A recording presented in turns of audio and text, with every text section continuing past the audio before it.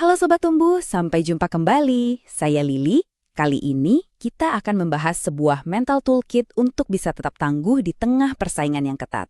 Oke, di paparan kali ini kita akan bareng-bareng merakit seperangkat alat mental yang kuat dan berbasis bukti yang bisa bantu Anda mengubah tekanan itu menjadi sebuah kekuatan.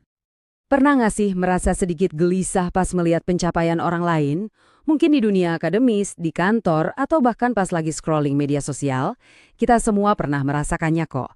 Dan ternyata ada loh penjelasan psikologis yang mendasari dorongan alami ini. Nah, akar masalahnya itu ada di teori perbandingan sosial. Ini tuh semacam mekanisme bawaan kita untuk mengukur diri sendiri. Tapi, ini jadi masalah besar waktu kita cuma melakukan perbandingan ke atas. Artinya, kita membandingkan momen terburuk kita dengan etalase kesuksesan orang lain. Wah, ini bisa benar-benar menguras energi dan motivasi kita. Oke, biar kita nggak terjebak terus-terusan, kita akan bangun toolkit mental kita ini dalam 4 bagian. Kita akan mulai dari fondasi internal kita, lalu belajar mengelola pikiran, menemukan teknik buat menenangkan diri pas lagi tertekan, dan yang terakhir, mengembangkan strategi ketangguhan untuk jangka panjang. Yuk kita mulai dari yang paling dasar ya, yaitu fondasi internal kita. Pola pikir Anda. Ini semua tentang keyakinan inti yang Anda pegang, yang tanpa sadar membentuk semua reaksi Anda terhadap tantangan dan juga kegagalan. Nah, ada riset menarik dari Dr. Carol Dweck di Stanford. Beliau menemukan ada 2 keyakinan utama yang bisa kita anut. Di satu sisi ada yang namanya fixed mindset, yang percaya kalau kemampuan itu ya segitu-gitu aja, nggak bisa diubah. Di sisi lain ada growth mindset, yang yakin kalau kemampuan itu bisa banget dikembangkan lewat usaha dan belajar. Perbedaan ini, wah, krusial banget.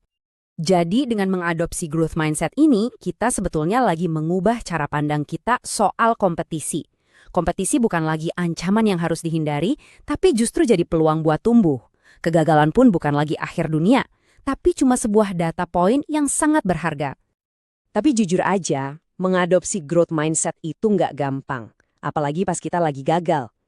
Nah, disinilah kita butuh alat bantu yang super kuat, self-compassion atau welas asih diri. Dipelopori oleh Dr. Kristin Neff, ini bukan soal memanjakan diri loh, tapi ini soal membangun kekuatan dari dalam lewat 3 pilar. Bersikap baik pada diri sendiri, sadar kalau semua orang juga pernah gagal, dan mengamati emosi tanpa ikut terhanyut. Oke, fondasi pola pikir kita udah kuat nih. Sekarang kita lanjut ke bagian 2, perangkat untuk mengelola pikiran kita secara aktif, pakai logika dan fakta, terutama waktu tekanan lagi tinggi-tingginya. Waktu kita lagi stres, pikiran kita tuh suka ngaco. Nah, para psikolog menyebutnya distorsi kognitif. Dr. David Burns mengidentifikasi beberapa yang paling umum. Misalnya katastrofisasi, di mana satu kesalahan kecil rasanya kayak akhir dunia. Atau pemikiran serba hitam putih, di mana pilihannya cuma sukses total atau gagal total. Langkah pertama adalah mengenali kapan pikiran kita mulai jatuh ke jebakan ini. Nah, setelah kita sadar pikiran kita lagi ngaco, gimana cara melawannya? Kita bisa pakai senjata dari filosofi kuno stoicisme, namanya dikotomi kendali.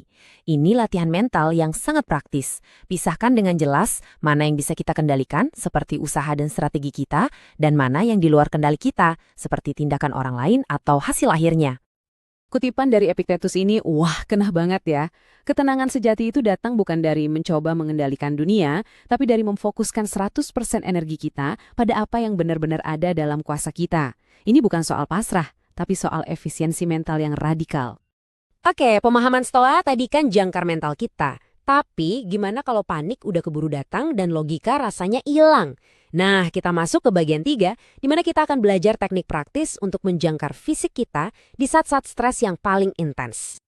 Pernah nggak merasa panik sampai nggak bisa mikir jernih?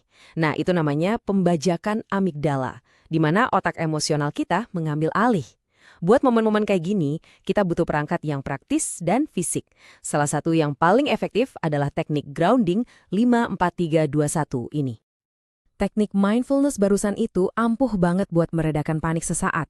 Tapi kan kita nggak mau cuma jago memadamkan api, kita juga mau bangun rumah yang tahan api kan? Nah, untuk itu kita masuk ke bagian 4. Kita akan lihat strateginya untuk jangka panjang. Oke. Bagian terakhir dari toolkit kita ini fokusnya untuk sukses jangka panjang. Dan kata kuncinya di sini adalah grit, sebuah istilah yang dipopulerkan oleh psikolog Angela Duckworth. Seperti yang bisa kita lihat, grit ini bukan soal bakat sesaat, tapi kombinasi kuat antara gairah pada tujuan jangka panjang dan kegigihan untuk terus maju walaupun banyak rintangan. Risetnya Duckworth itu menunjukkan kalau grit seringkali lebih penting dari IQ. Tapi, punya grit aja nggak cukup kalau cara kita memandang kompetisi itu salah. Psikolog Adam Grant mengingatkan kita untuk memilih cara pandang. Apakah ini permainan zero sum, di mana kemenangan saya berarti kekalahan Anda, atau ini permainan positif sum, di mana kita justru bisa saling mendorong untuk mencapai puncak yang lebih tinggi bersama-sama. Jadi, yuk kita rangkum toolkit mental lengkap yang udah kita rakit sama-sama. Kita punya growth mindset dan self-compassion sebagai fondasi. Lalu ada kesadaran kognitif dan kendali stoa untuk mengelola pikiran. Teknik grounding untuk saat darurat. Dan untuk jangka panjang, kita butuh grit serta pandangan positif sum soal kompetisi. Ini adalah sebuah sistem yang komprehensif. Nah, sekarang kita punya seperangkat alat yang komplit untuk mengubah rasa cemas jadi pemicu pertumbuhan. Pertanyaannya sekarang buat Anda. Dari semua alat ini, mana sih yang terasa paling relevan dan akan Anda coba terapkan pertama kali? Coba deh pikirkan, alat mana yang paling nyambung sama tantangan Anda sekarang? Karena kuncinya bukan cuma tahu, tapi mulai mempraktekkan secara sadar dan konsisten. Dan ingat, pada akhirnya kompetisi yang paling berat dan paling penting adalah melawan versi diri kita yang kemarin. Semoga paparan kali ini bisa menambah value kepada semuanya. Tetaplah curious, tetap semangat untuk mengembangkan potensi diri. Sampai jumpa. Wassalamualaikum warahmatullahi wabarakatuh.